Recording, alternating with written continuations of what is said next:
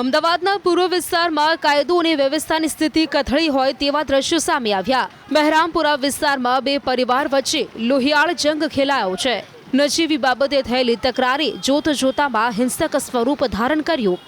ઝઘડો એટલો ઉગ્ર બન્યો કે બંને પક્ષના લોકો તમામ મર્યાદાઓ ભૂલીને જાહેરમાં લાકડીઓ અને પથ્થરો લઈને સામસામે આવી ગયા હતા। આ ભયાનક મારામારીના દ્રશ્યો ત્યાં હાજર લોકોએ કેમેરામાં કેદ કર્યા હતા, જે વિડીયો સોશિયલ મીડિયા પર વાયરલ થતાં જ સમગ્ર પંથકમાં ચકચાર મચી ગઈ છે।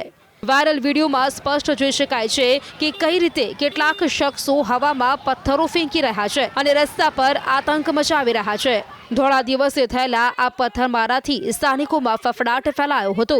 જો કે ઘટનાની ગંભીરતાને જોતા પોલીસનો કાફલો તાત્કાલિક ઘટના સ્થળે દોડી આવ્યો હતો અને પરિસ્થિતિને કાબૂમાં લીધી હતી। હાલ પોલીસે આસપાસના સીસીટીવી અને વાયરલ વિડીયોને મુખ્ય પુરાવો ગણીને હુમલાખોરોને જેલ ભેગા કરવા માટે આગળની તપાસ તેજ કરી છે।